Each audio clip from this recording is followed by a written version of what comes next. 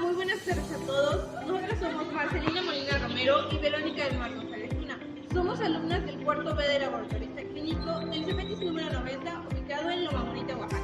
Y hoy les traemos un poco de contenido histórico. En efecto, hoy venimos a hablarles sobre la resistencia indígena, supervivencia y continuidad de los diversos pueblos indígenas a través de los años durante la conquista española. ¿Qué fueron las resistencias indígenas? Pues estas resistencias fueron las diversas formas en las que los pueblos originarios de América se opusieron a la conquista y dominación española y otros imperios españoles durante el siglo XVI hasta el siglo XIX. Estas resistencias eran individuales o colectivas para defender sus tierras, cultura y su forma de vida contra los abusos coloniales. Pero Marce, cuéntanos, ¿qué abusos había por parte de los españoles? Los abusos más frecuentes eran la esclavitud, el trabajo forzado, el despojo de tierras, los impuestos y tributos tremendamente elevados y la imposición del cristianismo y la representación de las regiones indígenas. ¿Cómo sobrevivían a estos abusos? A pesar de los abusos y la imposición de los españoles, muchos pueblos indígenas lograron sobrevivir y adaptarse usando varias estrategias de resiliencia y resistencia. Algunos pueblos indígenas mantenían una organización comunitaria y de autogobierno, como los cabildos indígenas, que les permitieron tomar decisiones propias. Los líderes comunitarios, como los caciques, negociaban, defendían derechos y organizaban protestas o demandas legales. Igual aprendieron a usar el sistema legal colonial a su favor para presentar demandas ante jueces y el virrey, por lo cual reclamaban tierras o protección. Incluso algunos indígenas aprendieron a leer y escribir en español y náhuatl para redactar documentos legales.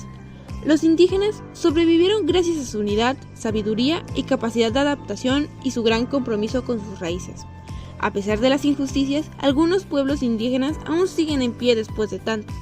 Pero ya basta de tantas noticias tristes. Ahora, hablemos un poco de cuáles eran las principales formas de resistencia indígena. Las principales formas de resistencia indígena eran las rebeliones armadas, como los levantamientos y guerras contra los colonizadores. Un buen ejemplo de esto es la rebelión de Tupac Amaru II entre 1780 y 1781 en Perú. La resistencia legal también fue una de las más interesantes, ya que hacían uso del sistema judicial colonial para defender sus derechos haciendo demandas por tierras o abusos. La resistencia que se dio en la Mixteca Alta es un gran ejemplo de este tipo de resistencia. La resistencia cultural. Esta se daba cuando los indígenas mantenían sus lenguas, religiones y tradiciones en secreto o las mezclaban con elementos cristianos. La migración o aislamiento de algunas comunidades a zonas remotas para evitar el control colonial también fue una de las formas de resistencia, como la de Enriquillo en República Dominicana. Bien, ahora ya sabemos un poco sobre cuáles eran las formas de resistencia, pero también necesitamos saber un poco de cuáles fueron estas. Ocupamos ejemplos para que sea mucho más fácil el comprender. Tenemos la rebelión de Enriquillo entre 1522 y 1533 en la actual República Dominicana. Fue uno de los primeros y más importantes actos de resistencia indígena en América contra la colonización española.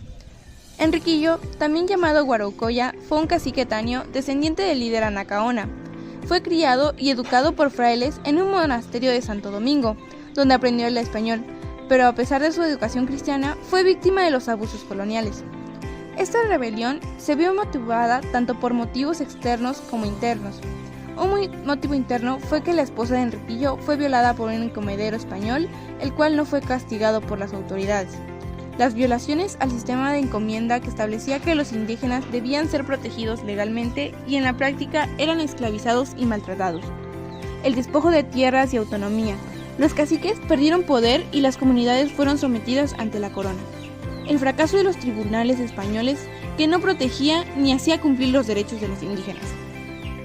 Esta rebelión comenzó en 1522 cuando Enriquillo huyó con su gente a la región montañosa de Baraucuro, en la actual República Dominicana, donde más de una década dirigió una guerra entre guerrillas contra los españoles, los cuales incluían emboscadas, ataques a convoyes y refugio en zonas inaccesibles.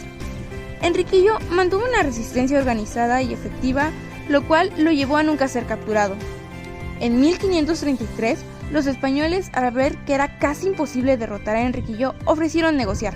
a lo cual Enriquillo firmó la paz con el rey Carlos I de España, quien le garantizó tierras, respeto a su autoridad y la libertad para su pueblo. Esta fue una de las pocas ocasiones en donde un líder indígena logró una victoria política y moral reconocida por la corona. Esta resistencia dio como resultado la debilitación del sistema de encomiendas en República Dominicana y obligó a la corona a reconsiderar sus políticas coloniales. Aunque los abusos siguieron en otros lugares, también demostramos que incluso en los primeros años de la colonización, los indígenas no se sometieron sin luchar. Enriquillo es considerado héroe nacional en la República Dominicana. Su lucha es uno de los primeros ejemplos de resistencia indígena organizada, prolongada y exitosa contra el dominio colonial europeo. Otra de las rebeliones más importantes de toda América durante la época colonial es la rebelión de Tupac Amaru II, que se dio entre 1780 y 1781. Pero, ¿quién fue Tupac Amaru II?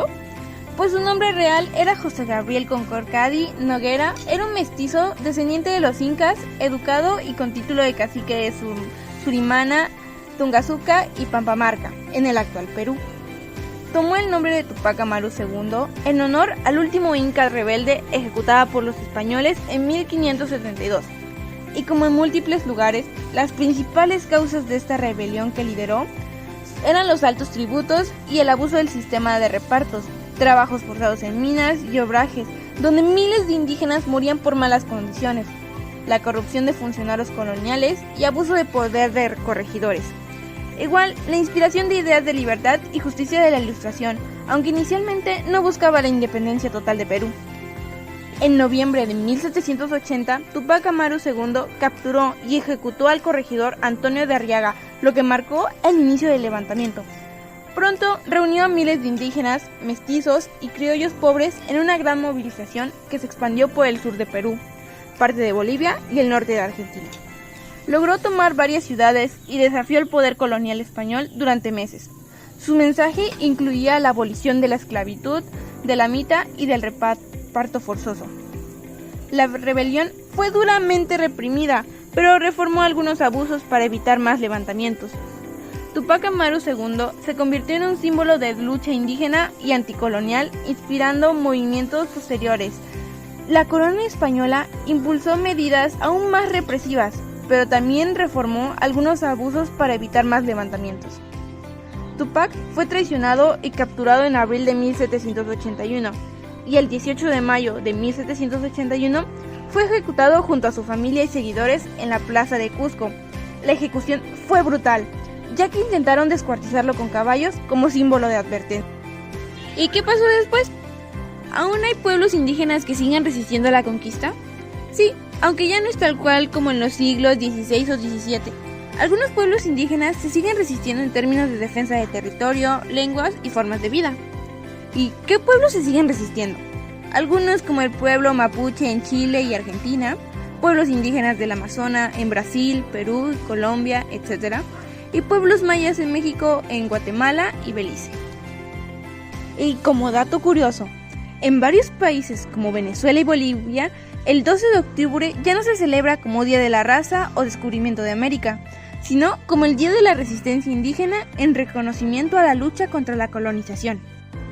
A día de hoy, la resistencia indígena no se manifiesta con levantamientos armados, sino que con la defensa de sus territorios, su cultura y sus lenguas, su autonomía y autogobierno. Ahora, sus luchas son políticas y legales.